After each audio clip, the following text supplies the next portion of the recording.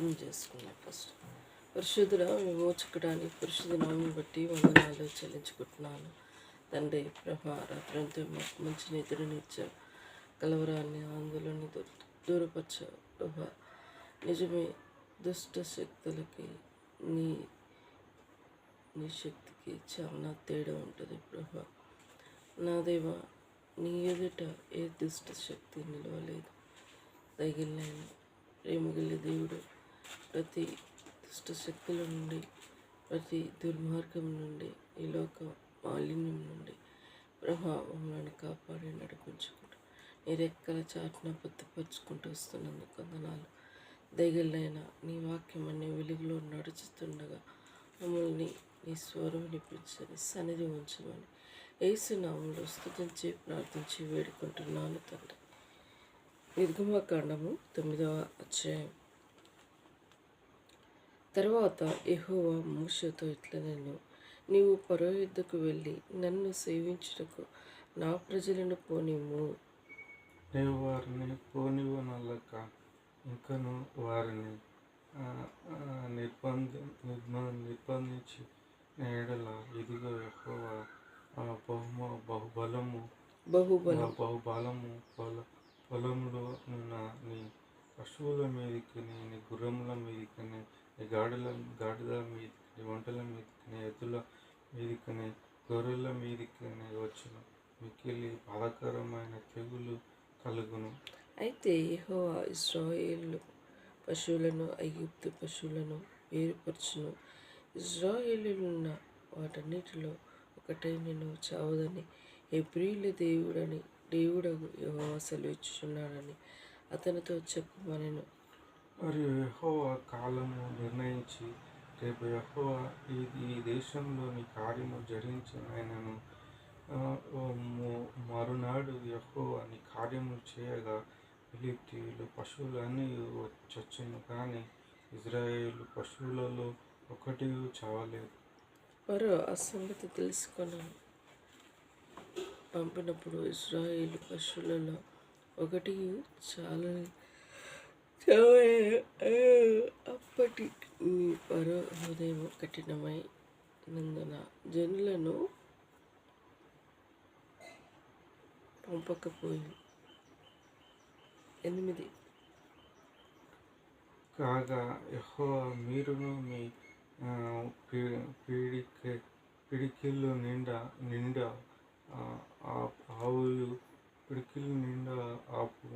ఆపు బుగ్గ తీసుకొనుండుడి.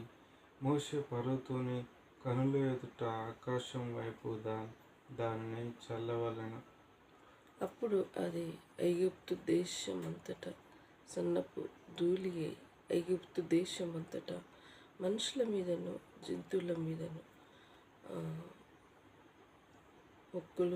ఒక్కులు దురదలు లగునని మోషే అహరోనుతో చెప్పాను. కాబట్టి వారు ఆవు బుగ్గి తీసుకొని వచ్చి ఫరో ఎదుట నిలిచిరి. మోషే ఆకాశం వైపు దాన్ని చల్లగానే అది మనుషులకును జంతువులకును పొక్కులకును పొక్కు దద్దురాలయను. ఆ దద్దురుల వలన శకునగానులు మోషే ఎదుట నిలవలేకపోయిరి. ఆ దద్దురులు శకునగానులకును ఐగుప్తులందరికీ పుట్టెను. అయినను యెహోవా మోషేతో చెప్పినట్లు యెహోవా ఫరో హృదయమును కఠినపరచెను, అతడు వారి మాటలు వినకపోయెను. తర్వాత యెహోవా మోషేతో ఇట్లనెను, హెబ్రీయుల దేవుడైన యెహోవా ఇలాగ సెలవిచ్చుచున్నాడు, నీవును తెల్లవారగానే లేచి పోయి ఫరో ఎదుట నిలిచి నన్ను సేవించుటకును నా జనులను పోనిమ్ము. సమస్త భూమిలో నా వంటి వాడెవరూ లేరని నీవు తెలుసుకొనవలెనని ఈసారి నేను నా తెగుళ్ళన్నీ నీ హృదయమును నొచ్చునంతగా నీ సేవకుల మీదికి, నీ ప్రజల మీదికి పంపెదను. భూమి మీద నుండకుండా నీవు నశించిపోవునట్లు నేను నా చెయ్యి చాపి ఉంటినని నిన్నును నీ జనములను తెగుళ్ళతో కొట్టివేసి ఎందును. నా బలమును నీకు చొచ్చుకొనొల్లినట్లు భూలోక మంద అంతటా నా నామమును ప్రచురము చేయునట్లును ఇందుకే నేను నిన్ను నియమించితిని. నీవింకా నా ప్రజలు పోనీయనులక వారి మీద అతిశయపడుచున్నావు. ఇదిగో రేపు ఈ వేకువను నీ మిక్కిలి బాధాకరమైన వడగండ్ల కురిపించిన ఐగుప్తు రాజ్యం స్థాపించిన దినం మొదలుకొని ఇది వరకు అందులో అట్టి వడగండ్లలో పడలేదు. కాబట్టి నీవు ఇప్పుడు పంపిన పశువులను పొలంలో నీకు కలిగిన యావత్తు తర్వాత భద్రం చేయాలి. ఇంటికి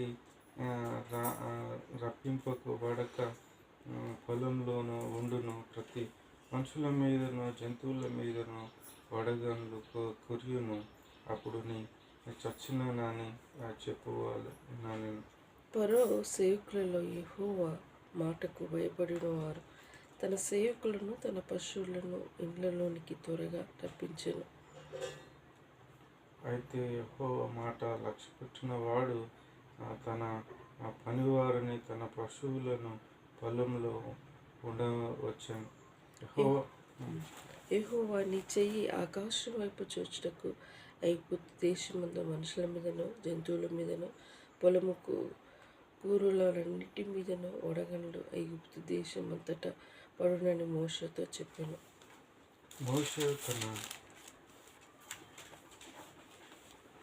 మోషే కర్రను ఆకాశం వైపు ఎత్తినప్పుడు యెహోవా ఉరుములు వడగండ్లను కలగజేయగా పిడుగులు భూమి మీద పడుచుండెను. యెహోవా ఐగుప్తు దేశం మీద వడగండ్లను కురిపించెను. అలాగే వడగండ్లతో కలిసిన పిడుగులను బలమైన ఐగుప్తు దేశం అంతటా అది రాజ్యమైనది మొదలుకొని ఎన్నడూను అట్టివి కలగలేదు. ఆ వడగండ్లను ఐగుప్తు దేశమంతటా మనుషులనేమి పశువులనేమి బయటనున్నది యావత్తును నశింపజేసెను. వడగండ్లు పొలంలోనికి ప్రతి కూరను చెడగొట్టెను, పొలంలోనికి ప్రతి చెట్టును విరగగొట్టెను. అయితే ఇశ్రాయేలీయులున్న గోషెను దేశంలో మాత్రమే వడగండ్లు పడలేదు. ఇది చూడగానే ఫరో మోషే అహరోనును పిలువనంపి, నేను ఈసారి పాపం చేసి ఉన్నాము. యెహోవా న్యాయవంతుడు. నేను నా ప్రజలను దుర్మార్గములను ఇంత మటుకు చావును కనుక బ్రహ్మాండమైన ఉరుములు వడగండ్లు రాకున్నట్లు యెహోవా వేడుకొనుడి. మిమ్మును చంపెదను పోనిచ్చేదను, మిమ్మును ఇకను నిలువనని వారితో చెప్పగా మోషే అతన్ని చూసి, నేను ఈ పట్టణం నుండి బయలుదేరి వెళ్ళగానే నా చేతులు యెహోవా వైపు ఎత్తెనెను. ఈ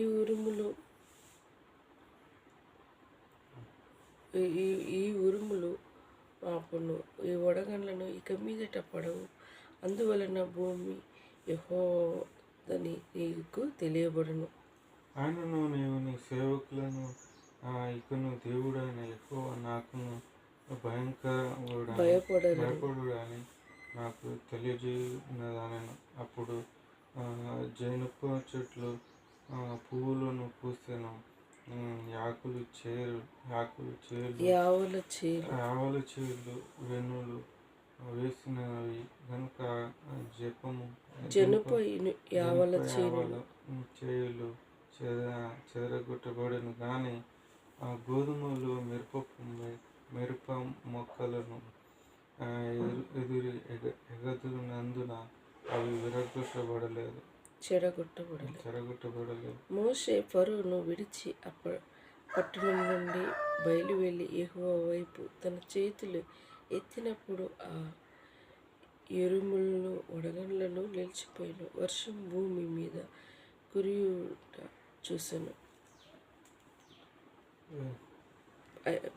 34.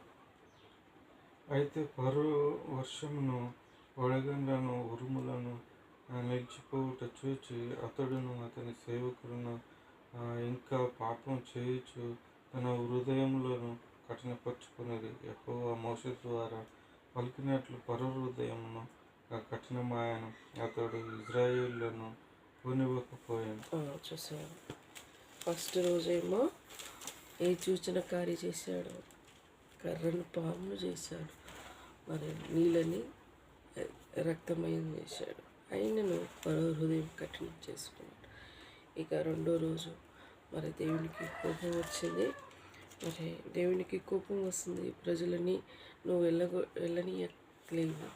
సో మీ దేశంలో ఉన్న పశువుల మీదకి, పంటల మీదకి, మీకున్న వాటి మీదకి నేను తెగులు తెప్పిస్తానని దేవుడు తెగులు తెప్పించాడు. తెగులు ఇలాంటిది, పశువులు చచ్చిపోయాయి, పంట నాశనం అయిపోయింది, భయంకరంగా అయింది. తర్వాత ఇంకోటి కూడా వడగండ్లు కురిపించాడు. వడగండ్లు అంటే వడగండ్ల వర్షం వచ్చింది అని అంటూ ఉంటారు. అంటే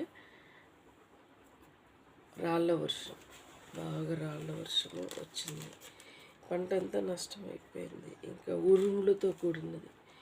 ఇవన్నీ ఈ 8వ అధ్యాయంలో, 9వ అధ్యాయంలో ఈ 2 తెగులు ఆ ప్రజలకి మీదికి మరి తెప్పించాడు. మోషే పరో హృదయం అయితే చాలా కఠినమైంది, ఆయనను వినట్లేడు.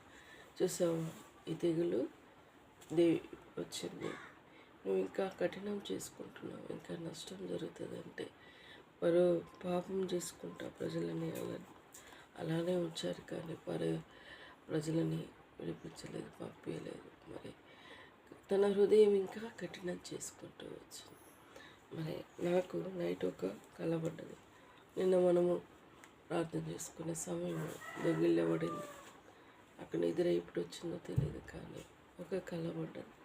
ఏం కల అంటే, మేము ఫ్రెండ్స్, ఆమె ఎవరు ఒకప్పుడు ఫ్రెండ్, ఆమెతో నేను ఫ్రెండ్షిప్ చేశాను, మంచిగా చదువుకునే స్టేజ్. అయితే ఆమెకి దుష్ట ఆత్మ పడింది. దుష్ట ఆత్మ పడడం అంటే అది మామూలుగా విషయం కాదు. దుష్టాత్మలు ఒకరైతే ఎవరు పోగొడతారు? దైవశక్తి కలిగిన వ్యక్తులు కాబట్టి పోగొడతారు.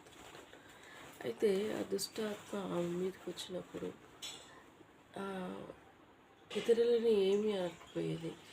నా కాడికి వచ్చే వరకే ఆమె వేరేలాగా బిహేవ్ చేసేది, భయంకరంగా బిహేవ్ చేసేది. ఆ దుష్ట హృదయాన్ని ఆమెలో ప్రబలుతున్న ఆమెను చూసి నేను భయపడి పారిపోయాను అన్నట్టు. పారిపోయి వేరే వాళ్ళకి చెప్పాను. అంటే ఆ ఇంటి వాళ్ళు ఆమెను ఎంతో మంచిగా ప్రేమించి చదివిస్తూ ఉన్నారు. ఆమెకు నేను ఫ్రెండ్స్ లాగా ఉన్నా. నాకు ఇంకొక ఆమె ఫ్రెండ్స్ అవ్వలేదు, నేను ఆమెకు ఫ్రెండ్స్ లాగా ఉన్నా. సో ఆ దుష్ట ఆత్మ నన్ను చూడగానే అసలు ఒక భయంకరంగా బిహేవ్ చేసేది. నేను భయపడి వెళ్ళిపోయాను. మళ్ళా నన్ను నాశనం చేయడానికి ఆ దుష్టాత్మ పుంజుకొని ఉన్నది. నేను భయపడి వెళ్ళిపోయాను.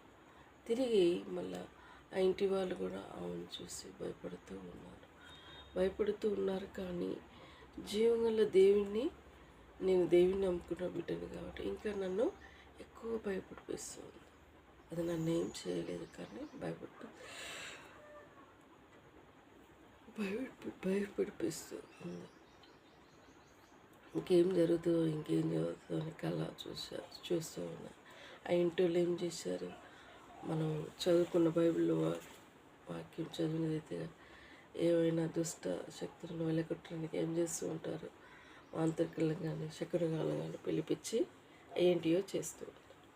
అదేవిధంగా ఆ ఇంటి వాళ్ళు దేవుని ఎరగని చీకట్లో బ్రతుకుతున్నారు కాబట్టి వాళ్ళు కూడా ఆ దుష్ట శక్తులను పోగొట్టడానికి వాళ్ళని పిలిపించారు.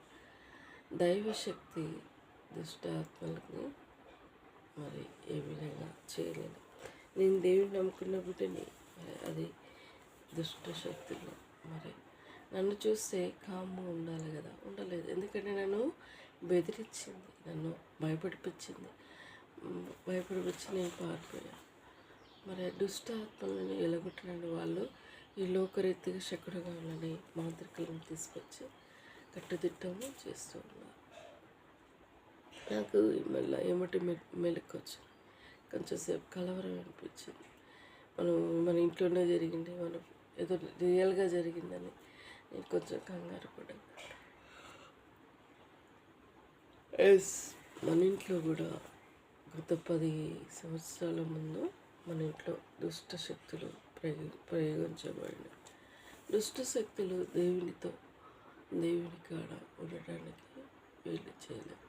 కానీ నేను దేవుని ఎరిగిన బిడ్డను కాబట్టి మన ఇంటికి జరిగిన దుష్ట శక్తులని నేను ఆయన కాడ పోరాడి విజయంతో నేను వెలగొట్టాను. ఆయన శక్తిమంతుడు. ఎన్నో పరిస్థితుల గుండా నేను వెళ్ళాల్సి వచ్చింది. భయంకరమైన స్థితి నుండి మరి దేవుడు నన్ను పోరాడి గెలిపించి నిలబెట్టాడు. ఆయన సజీవుడు కాబట్టి మనం సజీవ లెక్కలో ఉన్నాం. మరి దుష్ట శక్తులు ఈ లోకంలో మనుషులని భయపడిస్తూ ఉంటారు. నేను కూడా అదే విధంగా కళలో కన్న రీతిగా భయపడి వెళ్ళిపోయాను. కానీ మన ఇంట్లో జరిగినప్పుడు నేను భయపడలేదు. నిజం చెప్తున్నా కదా, భయపడలేదు. నేను నీ విషయంలో దుష్ట శక్తులు చేసినప్పుడు అందరూ భయపడ్డారు, భయపడ్డారు చేశారు. దేవుని నమ్ముకున్న బిడ్డను నేను భయపడలేదు. నిజంగా చెప్తాను, భయపడలేదు. పోరాడి గెలిచాను. దేవుని కాడ మొరపెట్టాను, దివారాత్రులు మొరపెట్టాను. దేవుని మందిరంలో సంఘ ప్రార్థన, ఉపవాస ప్రార్థన, ఇలాంటి ప్రార్థనలు ఉన్నప్పుడు వెళ్ళి ప్రార్థన వినిపించుకునేదాన్ని. ఎవరు సంఘంలో చర్చిలో ఇలాంటివి తెలిసి ప్రార్థన చేసినా కానీ వాళ్ళు కూడా బాధ్యత కలిగిన వారు మన కోసం ప్రార్థించారు. దేవుని శక్తి అది గొప్పదైనది. దుష్ట శక్తులను విడిపించేది కేవలం దేవుడు మాత్రమే. అది విడిపించాడు. ఇక్కడ కూడా నిర్గమకాండంలో దుష్ట శక్తులని మరి విడగొట్టడానికి మరి చక్రగాళ్ళని అలాని పిలిపించారు. కానీ అవి వెళ్ళలేదు. వడగండ్ల వర్షము మోసే ఆ ప్రార్థన చేయగానే అది ఆగిపోయింది. కానీ ఐగుప్తు ప్రజలని వెళ్ళగొట్టలేదు. వారి హృదయం కఠినం చేయబడింది. మరి ఎంత కఠినంగా మారిపోయిందంటే ఎంతమంది నష్టం జరుగుతుందో, ఎంతమంది తెగుళ్ళు వచ్చినాయో ఇంకా ముందు చూస్తూ ఉంటా. 7కి 4 జరిగినాయి. పాములను చేశారు, మరి నీళ్ళని రక్తమయమైంది. ఇంకా వడగండ్ల వర్షం వచ్చింది. ఇంకా తెగుళ్ళు, జంతువులకు ఈ రోగాలు, పెద్ద తెగుళ్ళు చేశారు. ఇవన్నీ చేసినాను.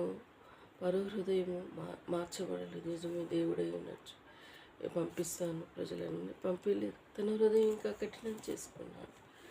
ఈ లోకంలో మనుషులు దేవుని అద్భుత సూచక కార్యాలు చూసినాను, వాళ్ళు మాత్రం హృదయం కఠినపరుచుకుంటారు. ఈ లోకానుసారంగానే బ్రతుకుతూ ఉంటారు. కానీ జీవంగల దేవుడు మానవుల హృదయాలని పరీక్షిస్తూ ఉన్నాడు.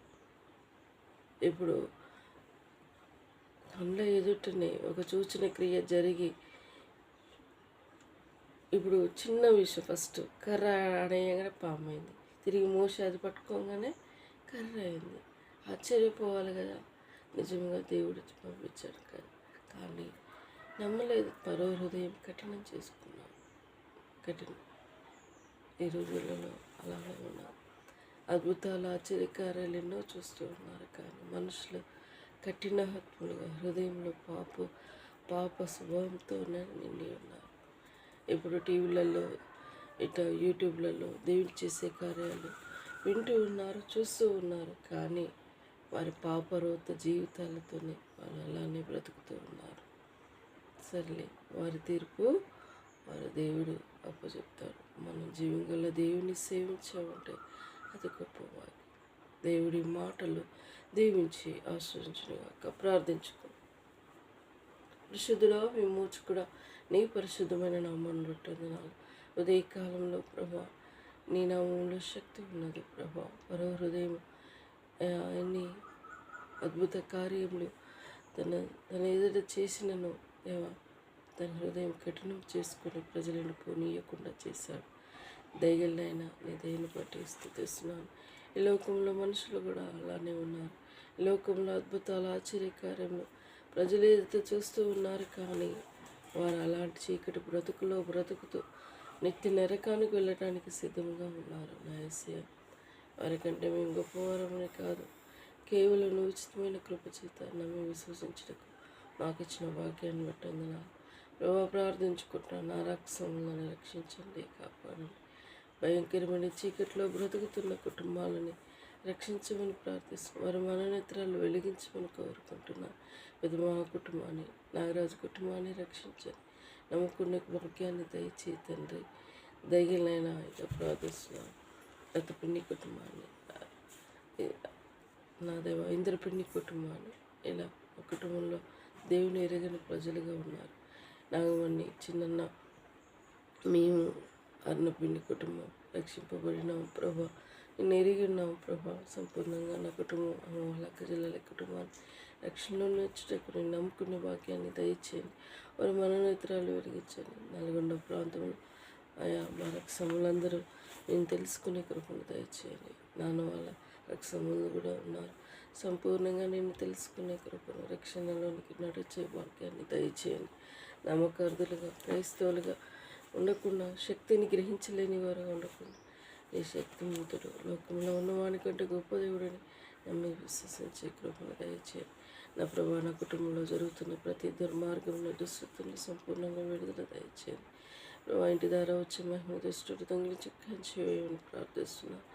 దేవా, రోడ్డు మీద వెళ్ళి రిజిస్ట్రేషన్ చేసుకున్నట్లు కృప దయచేయండి. ఆయన సెలికల్ లోని అప్రోచ్ అవటకు నన్ను దీవించండి. ఈరోజు నేను మండలాల కాడికి వెళ్ళాలి, మీ సేవ కాడికి వెళ్ళాలి ప్రభా, ఇంకా బ్యాంక్ కాడికి వెళ్ళాలి ప్రభా.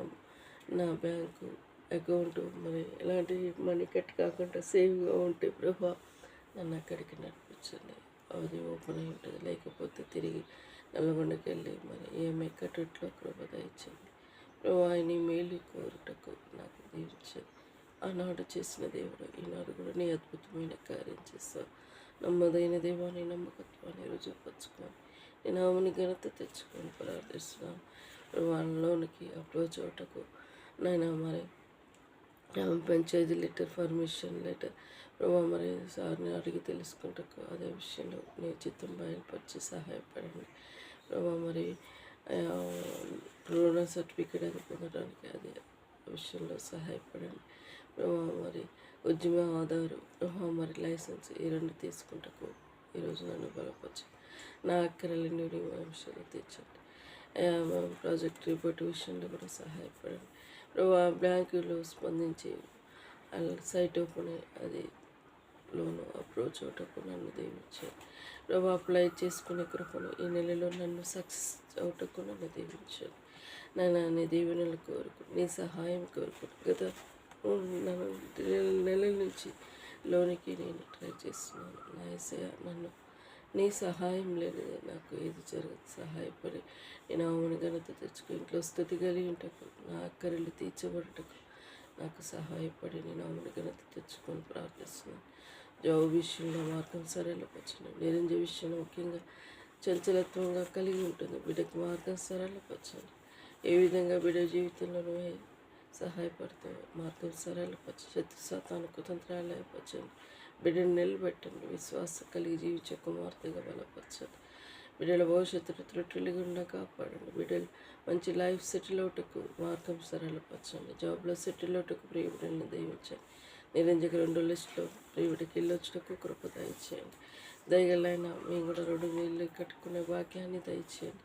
నైనా మరి ఇలా నాకు సహాయపడండి. లోని అప్రోచ్ అవుటకు నైనా నన్ను దీవించండి. దైవ మీ కృప దయచేయండి. ఇలా నా సమస్యలు సాలిచ్చేటకు నీ కృప దయచేయని ప్రార్థిస్తున్నాను. నమ్మదగిన దేవాన్ని, నమ్మకత్వాన్ని రుజువుపరచుకొని కోరుకుంటున్నాను. నా ఫ్రెండ్స్ని, నాయన 10th క్లాస్ బ్యాచ్ సంబంధించిన ఇలా నాకంటూ పరిచయమైన వారందరినీ రక్షించి కాపాడమని ప్రార్థిస్తున్నాను. అత్తల్ని, మామల్ని మరలా నీ పాదాల సన్నిధిలో మొరపెట్టుకుంటున్నాను. వారి నీచమైన బుద్ధి నుండి విడుదల దయచేయి. మారు మనసు రక్షణ సంపూర్ణంగా నీ కృప దయచేయండి ప్రభా. మాకు విరోధులుగా తయారయ్యారు, లోకానుసారంగా జీవించారు ప్రభా. జ్ఞాపకం చేసి వారి మనసు మార్చండి దేవా. జ్ఞాపకం అంధకార శక్తులు సంపూర్ణ విడుదల దయచేయండి. పోరాడేది మనుషులతో కాదు, మీ దేవునితో పోరాడుతూ నీతి లేని బ్రతుకులకి, బుద్ధిహీనులకి బుద్ధి చెప్పే దేవుడు వినందుకు అయినా జ్ఞాపకం చేసుకోండి. మా పట్ల జరిగిన ప్రతి దుర్మార్గం నుండి కాపాడి నడిపించుకుంటూ వచ్చినందుకు అయినా జ్ఞాపకం తొలై ప్రాంతాల్లో ప్రజల్ని రక్షించమని కోరు. ఇంటి చుట్టూ నీ కంచమని, చీకట్లో బ్రతుకుతున్న వారిని రక్షించి కాపాడమని కోరుకు వందనాలు చెల్లించుకుంటూ నాకు ఇచ్చిన భాగ్యాన్ని బట్టి స్తుతిస్తూ అధికారులని దేవా రేవంత్ రెడ్డి గారి పరిపాలన స్వాధీనంలో ఉంచు. ప్రజలకు చేసేటప్పుడు నీ బుద్ధి జ్ఞానం దయచేయండి. ప్రపంచంలో జరుగుతున్న యుద్ధాల కోసం ప్రార్థిస్తున్నాను యేసయ్య. అయ్యా వారిని కూడా స్వాధీనంలో ఉంచుకుంటూ నష్టం చేసేవారుగా ఉండకుండా ప్రజలకు మేలు చేసే హృదయాలుగా సిద్ధపరచు. ఇలా ప్రతిదీని కృపగల హస్తములకు అప్పచెప్పు. నేను తగ్గించుకుంటూ నీ నామం హెచ్చించుకుంటూ సమయం దీవించి ఆశ్రయించండి. తోడుగా ఉండి సహాయపడమని నా రక్షకుడు నీ ప్రియ కుమారుడైన యేసు నామములో అతి వినయంగా వేడుకుంటున్నాను తండ్రి. యేసు రక్తమే జయం, సిల్వ రక్తమే జయం. యేసు నామ సంపూర్ణ విజయం కలుగునుగాక. అపవాద క్రియల అనంతం నాశనమగునుగాక.